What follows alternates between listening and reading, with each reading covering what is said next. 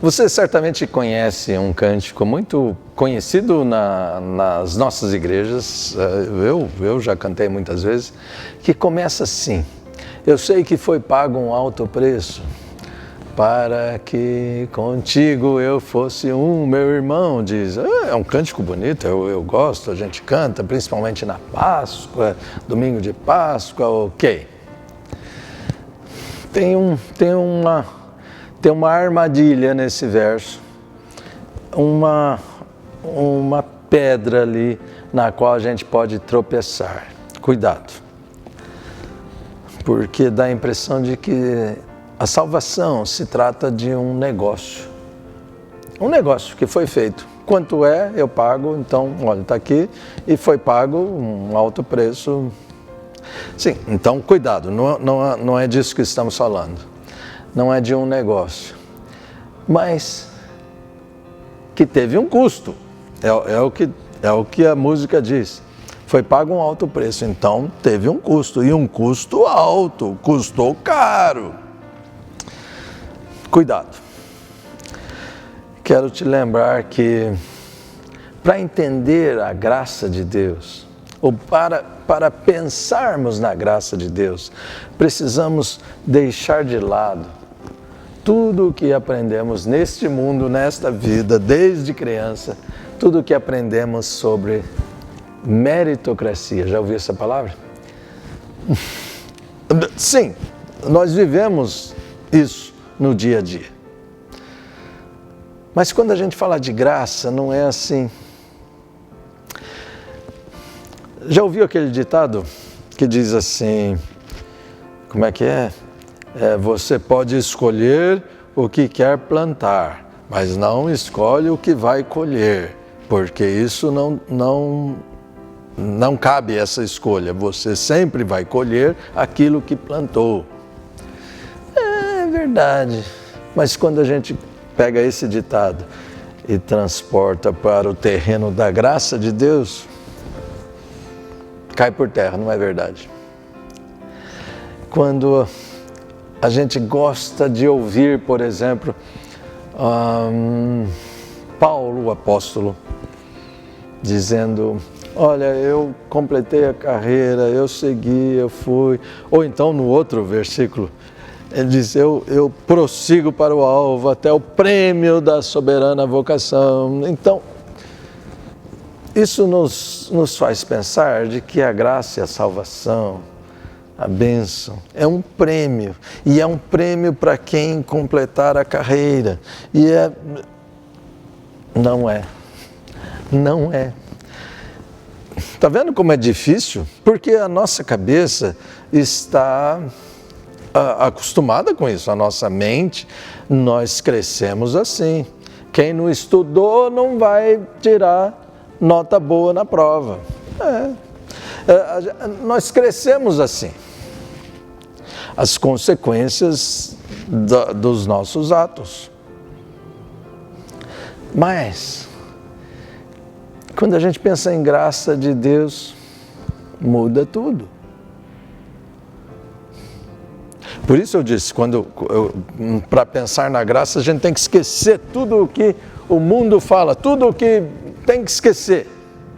Estando certo ou errado, concordando ou não com isso, né, alguns desses ditados que eu citei aqui agora, nós concordamos com eles, mas concordando ou não, para falarmos sobre a graça de Deus, tem que esquecer tudo isso.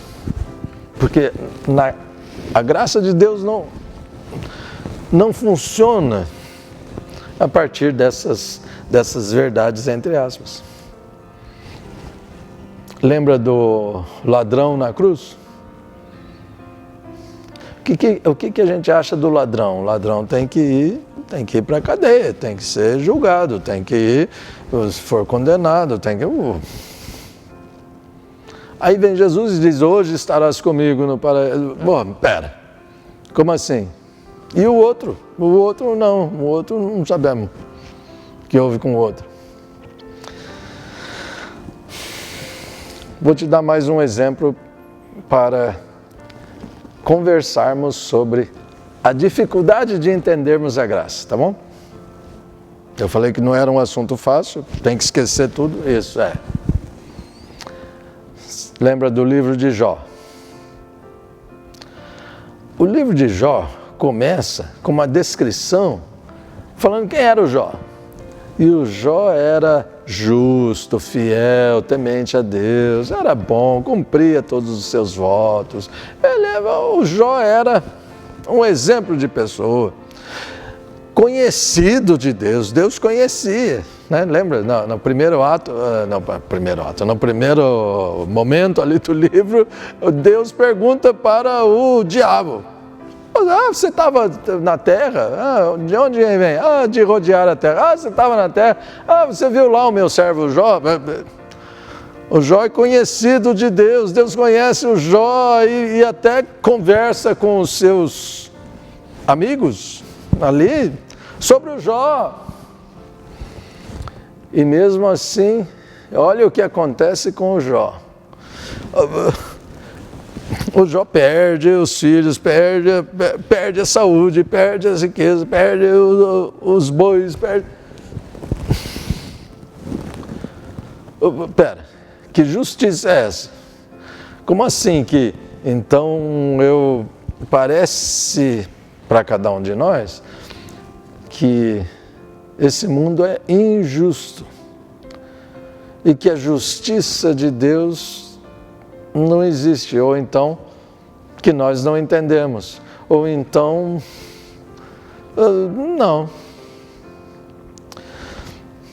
Eu diria assim, para entender tem que esquecer tudo. Esquece a meritocracia. O Jó merecia tudo aquilo que ele sofreu? Alguém merece alguma dor, algum sofrimento?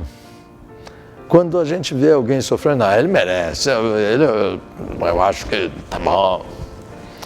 Ou então o contrário, quando a gente não gosta de alguém, quando a gente acha que alguém vai mal, a gente diz, esse vai sofrer muito. Se Deus quiser, a justiça de Deus tarda, mas não falha. Deus vai fazer ele sofrer. Tá vendo como tem que esquecer tudo para pensar na graça? Para terminar, eu quero te convidar a pensar numa coisa. A gente acha que a graça é boa, ou a graça é justa, ou a graça é tão admirada, quando ela se dirige a nós, não é? Senhor, me perdoa, porque eu confio na Tua graça, Senhor, porque aí na Tua misericórdia, na Tua bondade. Quando é para mim, eu acho ótimo a graça de Deus. Quando é para o outro, mas olha como Deus trata aquele. Então, quando falamos de graça de Deus, não falamos de justiça terrena, não falamos de justiça, injustiça, de merece, não merece, esquece isso. Porque a graça de Deus está nas possibilidades de fazer. Quando Paulo diz assim, eu caminho, prossigo para o alvo, para o prêmio da soberana vocação em Cristo, a graça de Deus não está no prêmio, a graça está no caminhar, no acordar todo dia. A graça de Deus não é lá o prêmio final, a graça de Deus é o caminho. Tem aquele versículo bonito, eu vou terminar com esse versículo. Aquele versículo que diz assim, o sol nasce para todos, justos e injustos, lembra? O sol nasce para todos. Então, pastor, como que eu penso na graça de Deus quando o sol nasce para todos? Aí eu digo assim, sim, o sol nasce para todos. Mas a sombra do Onipotente é para aqueles que habitam no esconderijo do Altíssimo. Vamos pensar um pouco sobre a graça de Deus? Esse é o convite para nós nesse encontro sobre o catecismo.